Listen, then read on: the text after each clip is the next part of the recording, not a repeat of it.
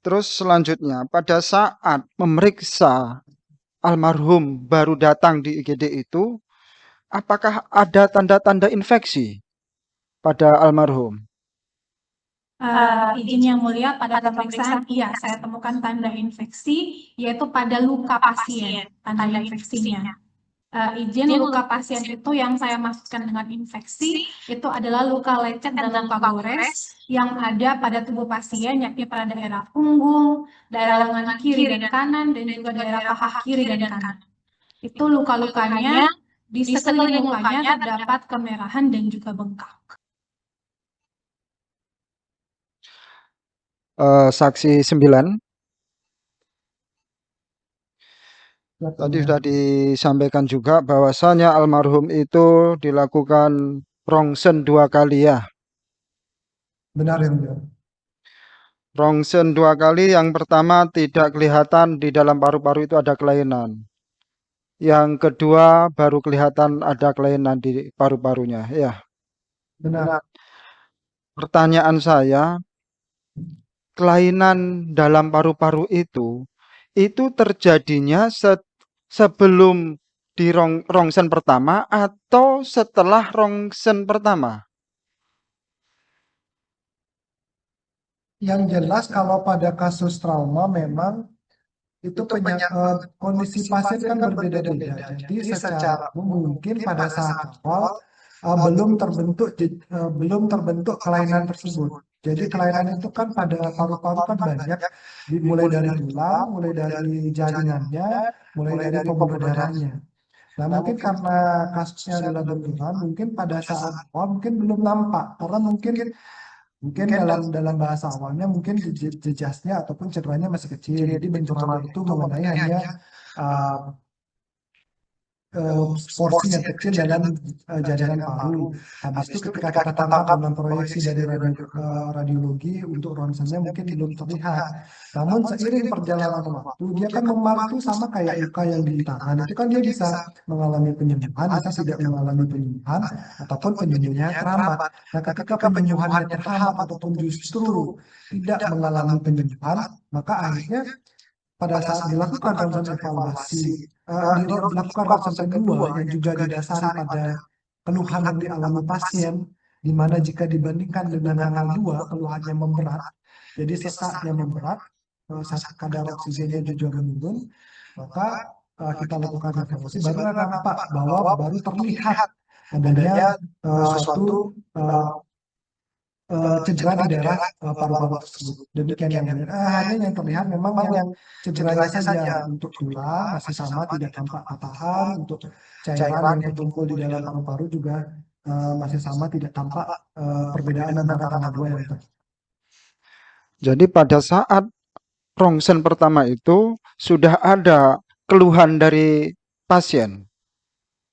Keluhan yang disampaikan pada saat itu kan lebih ke lemas dan juga pusing, dan juga karena kan pusingnya terkait dengan kadar hemoglobinnya ataupun kadar darahnya yang berkurang. Dan juga nyeri yang dirasakan pasien kan di sekujur tubuhnya, baik di daerah dada, tangan kanan kiri, dan juga kaki kanan sebelah kiri, perut juga disampaikan oleh pasien.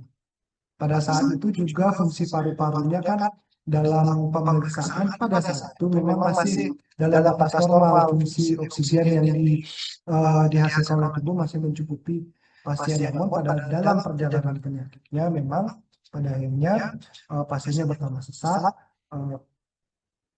kondisinya memerlukan dukungan oksigen tambahan. Barulah kita lakukan pemeriksaan ulang ronsennya tersebut, baru ditemukan adanya jejas ataupun cedera pada daerah paru. Pada saat sebelum rongsen pertama itu apa sudah ada tanda-tanda sesak terhadap almarhum itu? Pada saat anamnesa tidak mengeluh sesak, hanya mengeluh nyeri saja di daerah. di daerah luka-luka yang dialami oleh pasien. Namun dari pemeriksaannya memang laju nafas pasien kan 22 kali, di mana memang sedikit di atas normal, namun kadar saturasi oksigen masih cukup untuk memenuhi kebutuhan suplai oksigen.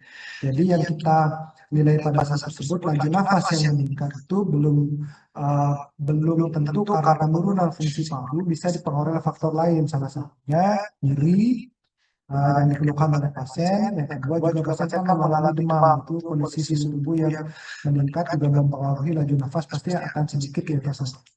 Demikian ya. Oke, terima kasih. Sekarang saksi 8.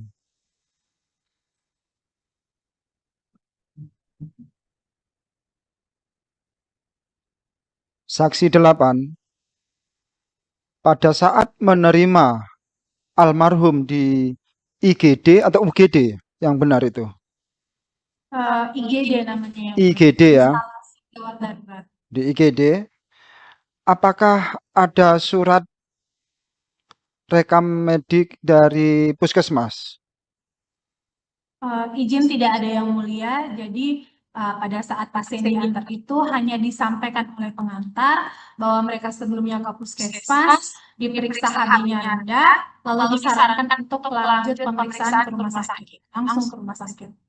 Jadi tidak dilengkapi dengan rekam medis dari puskesmas, nggak ada ya? Tidak ada yang Tidak ada. Terus selanjutnya, pada saat memeriksa almarhum baru datang di IGD itu, apakah ada tanda-tanda infeksi pada almarhum? Izin yang mulia, pada pemeriksaan iya saya temukan tanda infeksi, yaitu pada luka pasien, tanda infeksinya. Luka pasien yang di sebelah mana? Izin luka pasien itu yang saya maksudkan dengan infeksi itu adalah luka lecet dan luka gores yang ada pada tubuh pasien, yakni pada daerah punggung, daerah lengan kiri dan kanan, dan juga daerah paha kiri dan kanan.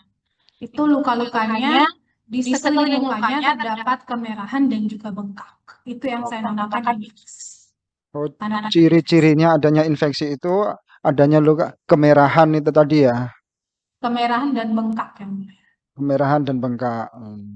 Berarti itu ada di hampir di seluruh badannya almarhum. Iya, yang saya temukan itu di daerah punggung, lengan kiri dan kanan, paha kiri dan kanan. Terima kasih, saksi. Cukup. Silakan Bapak Penasihat Hukum.